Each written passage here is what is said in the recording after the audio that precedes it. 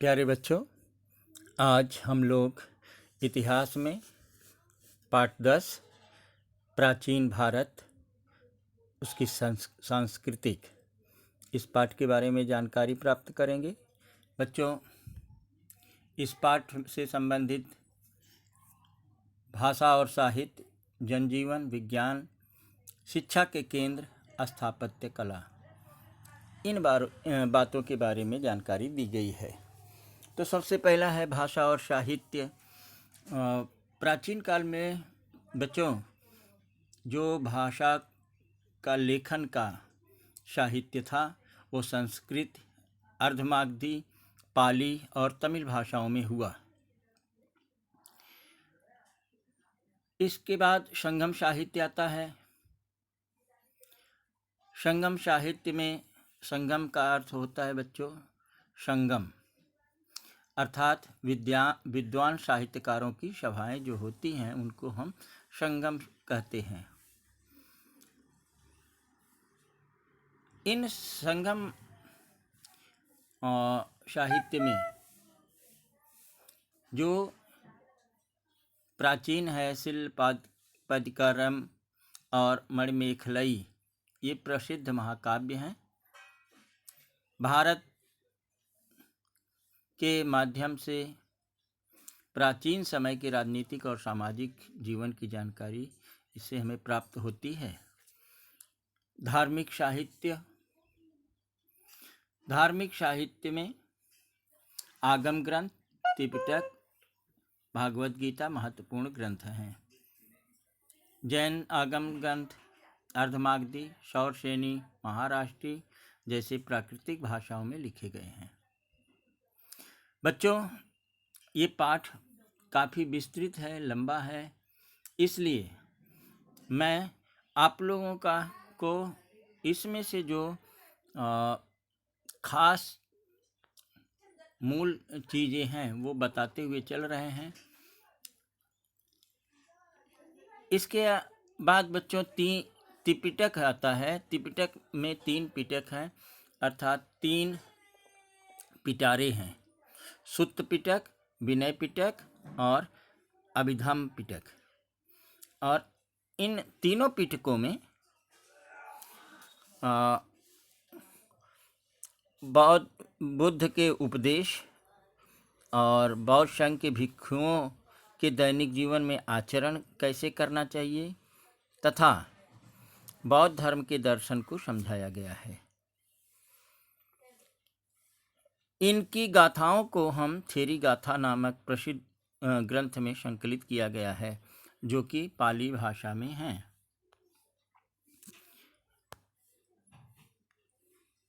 हिंदुओं का जो पवित्र ग्रंथ है बच्चों, वो है भगवत गीता, जो महाभारत का एक अंग है।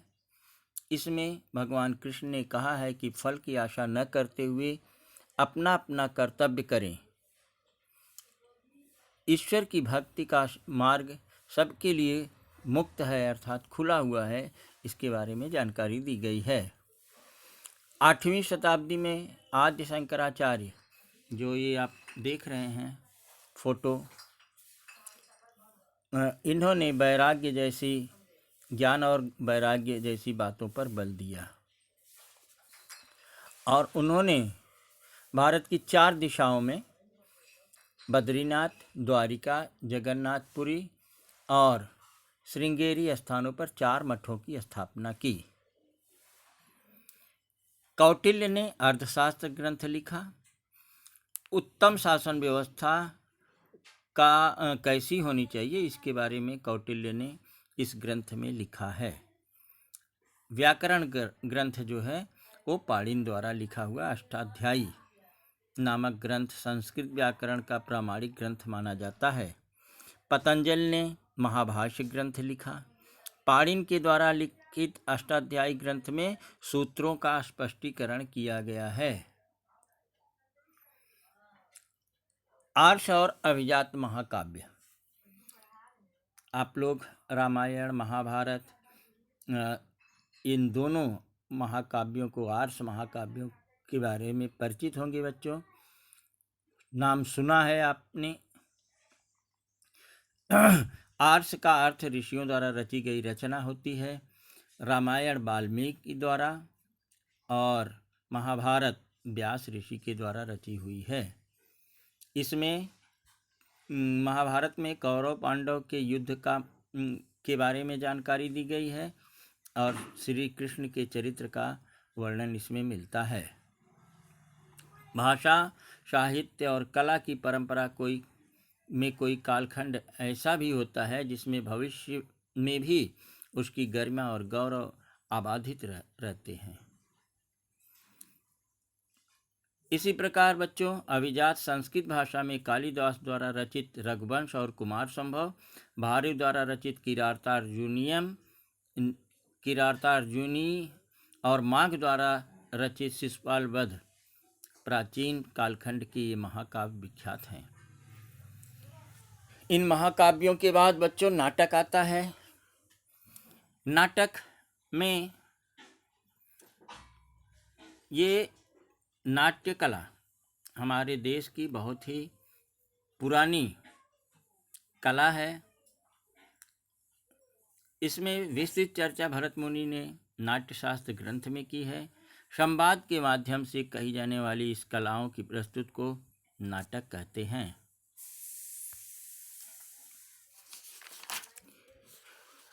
नाटक में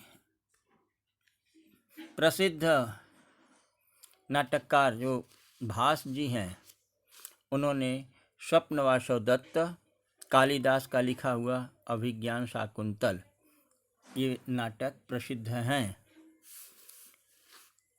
नाटक के बाद बच्चों कहानी आता है, कथा साहित्य। और कथा में अच्छे एक से एक प्राचीन लेखकों ने कथाओं के बारे में कथाओं को लिखा है। पैशाची नामक भाषा में गुढ़ाढ़ का लिखा बृहद कथा ग्रंथ प्रसिद्ध है। विष्णु शर्मा के द्वारा लिखा हुआ पंचतंत्र प्रसिद्ध है। और इस ढंग से अनेक ग्रंथों का अनेक भाषाओं में अनुवाद हुआ। बौद्ध धर्म की जातक कथाएं भी विख्यात हैं। उस काल का जनजीवन। प्राचीन भारत के साहित्य द्वारा तत्कालीन जनजीवन की जानकारी प्राप्त होती है। समाज विभिन्न जातियों में बटा हुआ था। कारीगरों और व्यापारियों के संगठन थे जिन्हें श्रेणी कहते हैं। व्यापार जलमार्ग और सड़क मार्ग से चलता था।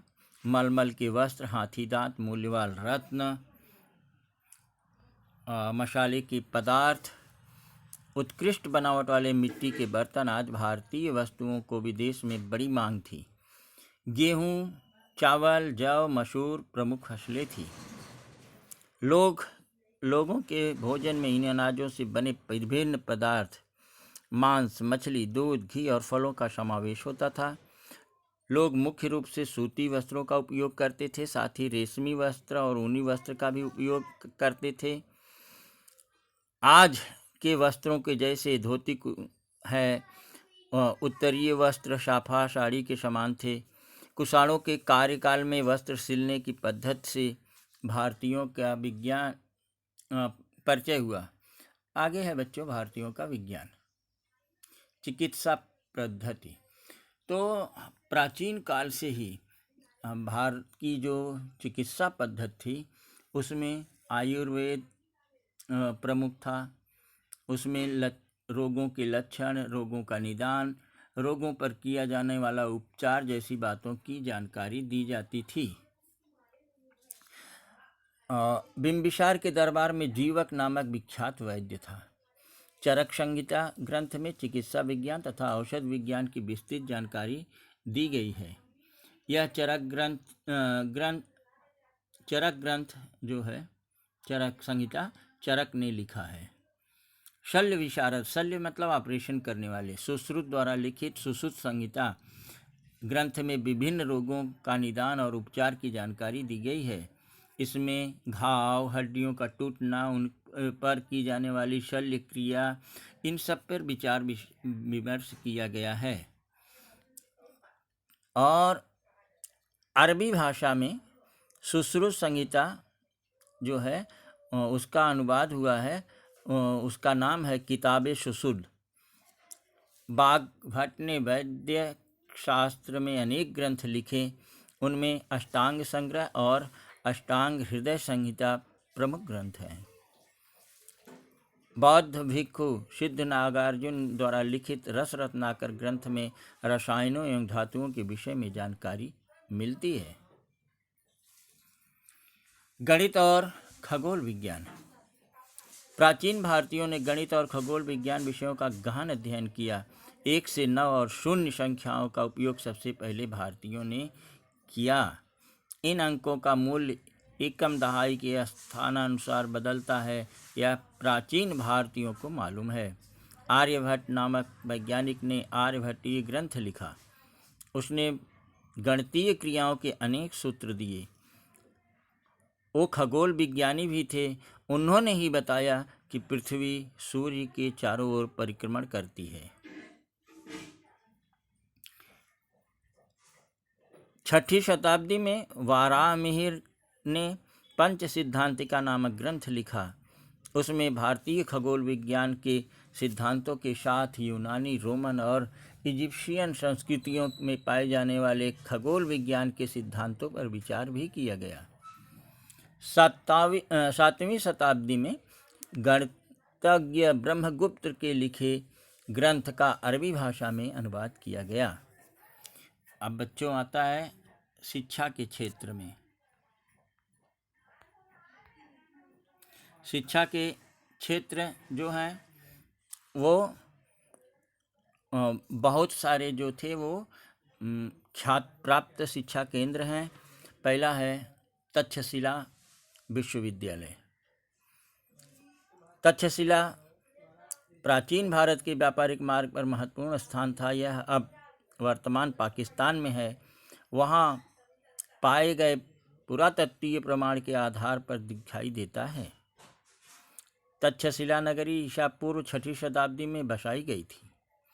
गौतम बुद्ध के समकालीन जीवक नाम के वैद्य ने तक्षशिला विश्वविद्यालय में शिक्षा ग्रहण की थी।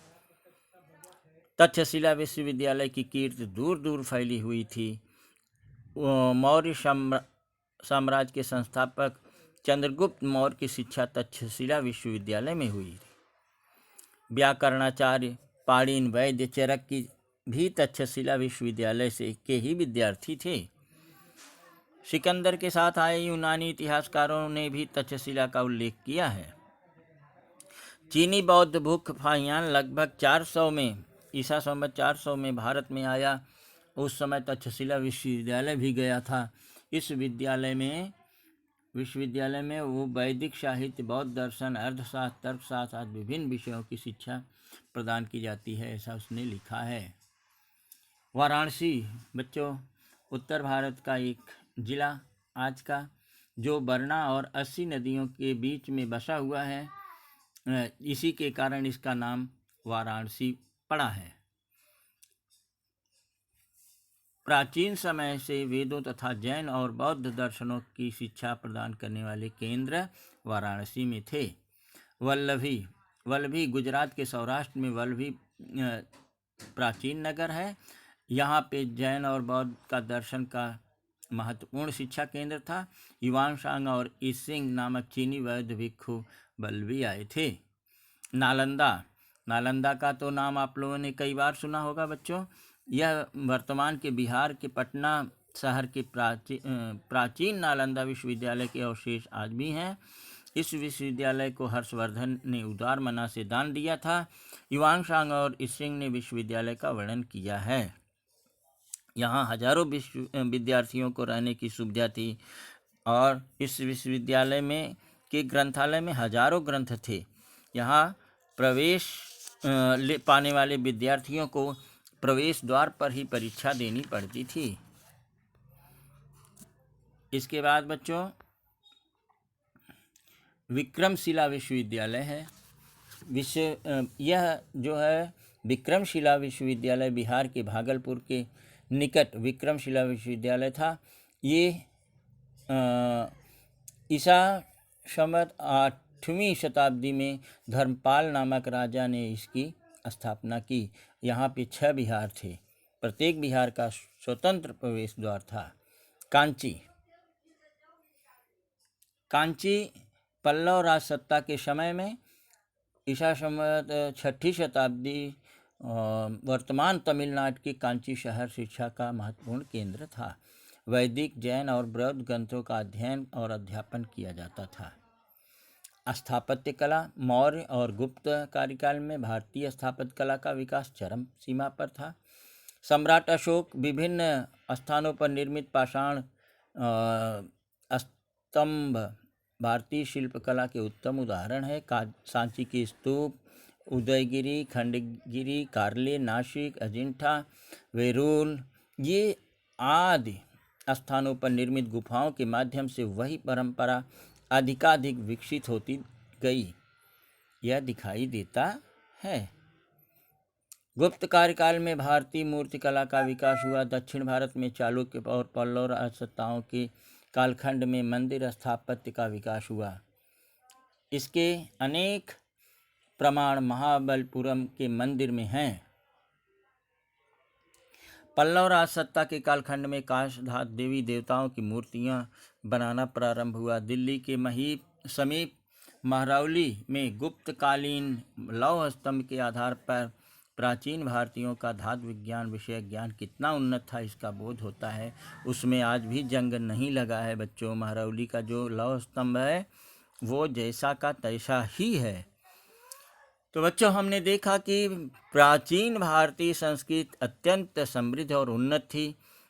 अगले पाठ में हम भारतीय संस्कृति और विश्व की अन्य संस्कृतियों के बीच संपर्क तथा उसके दूरगामी परिणामों का परिचय प्राप्त करेंगे।